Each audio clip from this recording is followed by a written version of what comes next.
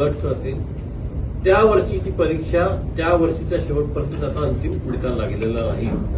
26च्या सर्व परीक्षा 31 डिसेंबर 26 पूर्वी त्याचे रेकमेंडेशन हे शासनाला गेलेले राहतील. त्या दृष्टीने आम्ही नियोजन केलेलं आहे. त्याचप्रमाणे जवळपास 95% विद्यार्थी कधी पूर्व परीक्षेत पास होत नाही, परंतु ते अनेक वर्ष परीक्षेची तयारी करतात.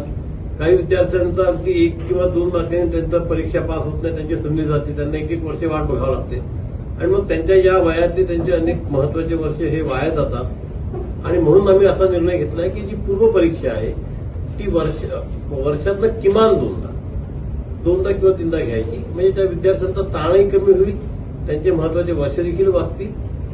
आणि आता एवढ्या गोष्टी जर आम्हाला समजा वर्षातून 2-3दा परीक्षा घ्यायच्या आहे, 5,000 50,000ची भरती करायची आहे, तर निश्चितपणे आम्हाला थोडा तंत्रज्ञानाचा वापर करावा लागेल. त्याच्याशिवाय सगळ्या गोष्टी शक्य नाहीये. आणि हे सगळं करताना आपल्याला निकाल पण वेळेवर लागायचे आहे.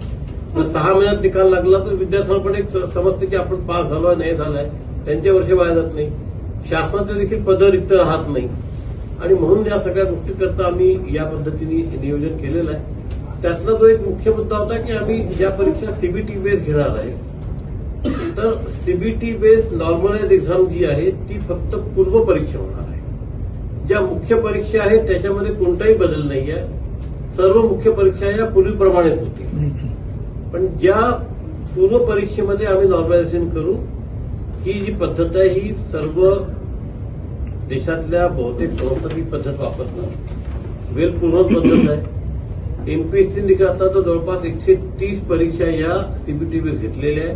त्यामध्ये कुठेही काही कोणाला शंका नव्हती. सुप्रीम कोर्टाने याचे फॉर्म्युले सगळे मान्य केलेले आहे. आपण जर फक्त एका मागच्या वर्षाचा विचार केला तर देशामध्ये स्टाफ सिलेक्शन कमिशननी जवळपास 90 लाख विद्यार्थ्यांची परीक्षा घेतलेली आहे.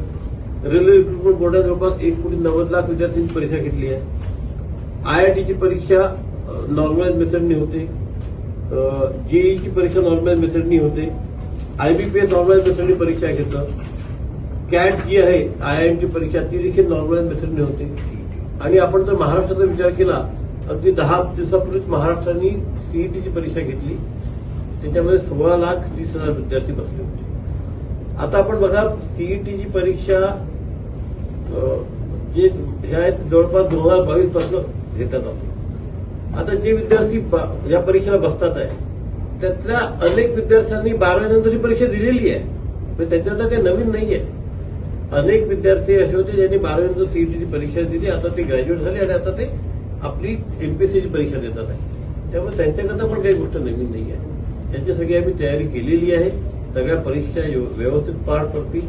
सगळ्या केंद्रांवर एमपीएससीचे केंद्र प्रमुख राहतील. इन्व्हिजिलेशन जे आहे ते त्या ठिकाणी सरकारचे आमचे नियुक्त प्रतिनिधी त्या ठिकाणी राहतील.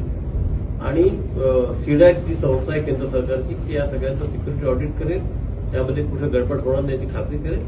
आणि विद्यार्थ्यांनी विश्वास ठेवावा.